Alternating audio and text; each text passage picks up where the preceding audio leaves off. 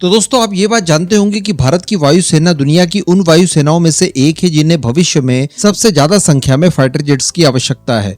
और अच्छी बात देखने के लिए ये मिलती है कि ये सारी की सारी रिक्वायरमेंट हम लोग मोस्टली स्वदेशी फाइटर जेट से पूरी करने जा रहे हैं, लेकिन इन्हें पूरी करने के लिए इंजन्स की खासी आवश्यकता पड़ेगी। थाउजेंड्स ऑफ इंजन्स हमें आने वाले 10-15 सालों में अनिवार्य रूप से चाहिए होंगे, जिनकी मोटा माटी अनुमानित लागत अगर हम लोग देखें तो 1 से लेकर 2 ट्रिलियन रुपीस तक जाती है, क्योंकि तेजस एमका, टेड-बीएफ, तेजस मार्क 2 ये सारे कुछ मिलाकर अराउंड 500 की संख्या में फाइटर जेट हम लोग बनाएंगे। इनके इंजन्स हो गए, कई सारे ट्विन इंजन फाइटर जेट हैं। उसके बाद मिड लाइफ में हम लोग इंजन रिप्लेस करेंगे, वो अलग। तो कहने का मतलब बहुत भारी भरकम खर्च है और इतनी बड़ी निर्भरता हम लोग विदेशों के ऊपर नहीं लाद सकते।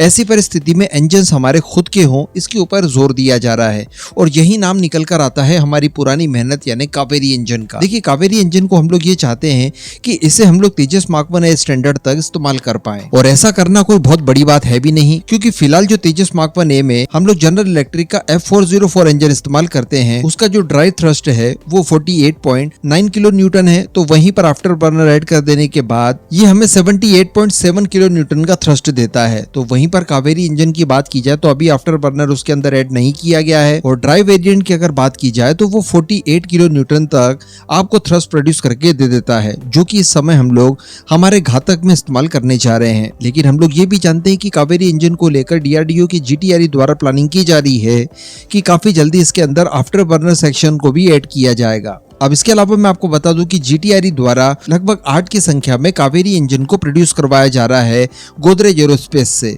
जिसमें से कुछ की डिलीवरी अभी कुछ महीनों पहले हुई थी और कुछ की डिलीवरी बताया जा रहा है कि हाल फिलहाल में भी हुई है। तो अब यहीं से ट्विस्ट शुरू होता है, क्योंकि बताया जा रहा है कि जितने कावेरी इंजन्स की डिलीवरी अभी तक गोदरेज एरोस्पेस द्वारा की गई है, उसमें से एक को जीटीआरई अपने पास रख लेगा और इसके अंदर इंटीग्रेट करेगा आफ्टर बर्नर। और बताया जा रहा है कि इसी कावेरी इंजन का इंटीग्रेशन इसके बाद तेजस मार्क 1 में किया जाएगा, जो कि पुराने एलएसपी सीरीज के हैं, लिमिटेड प्रोडक्शन सीरीज के। उसके बाद समय आ जाएगा इसके परीक्षणों का और इसके सर्टिफिकेशन का, जिसके लिए बताया जा रहा है कि 2 सालों का समय निर्धारित किया गया है। बाकी ये जो कावेरी इंजन बनकर अब तैयार हो चुके हैं और गोदरेज द्वारा डिलीवरी लगातार की जा रही है, इससे घातक प्रोग्राम भी बूस्ट हुआ है, वो भी ट्रैक पर आ चुका है और उसके ऊपर भी काफी तेजी से काम चल रहा है। बताया जा रहा है कि अगले 2 सालों में ही इस कावेरी इंजन के अंदर आफ्टर बर्नर ऐड करके इस इंजन का टोटल थ्रस्ट 73 किलो न्यूटन तक पहुंचाने के लिए लक्ष्य रखा गया है।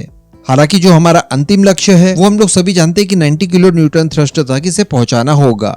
तो अक्सर अब यहाँ पर क्वेश्चन ये उठते हैं कि चूंकि F404 के स्टैंडर्ड तक भी अगर हमें पहुंचना है तो लगभग 78.7 किलो न्यूटन थ्रस्ट चाहिए आफ्टर बर्नर के साथ, जबकि कावेरी इंजन के अंदर आफ्टर बर्नर ऐड कर देने के बावजूद वो आपको 73 तक ही देगा। बीच में जो 6 किलो न्यूटन का मार्जिन बचता है उसका क्या?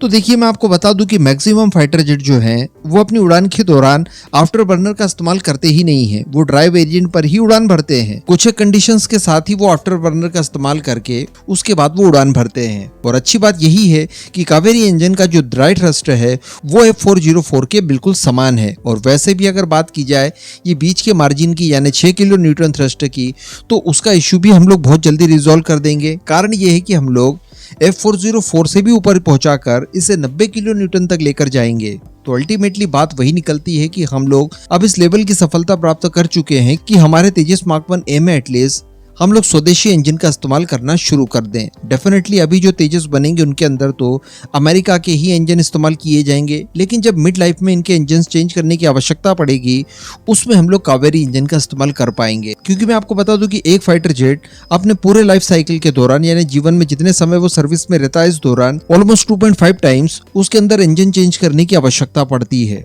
तो ये सारा खर्च भी हम लोग बचा पाएंगे कावेरी इंजन के चलते, और साथ ही विदेशी निर्भरता को भी हम लोग इसी माध्यम से समाप्त कर पाएंगे।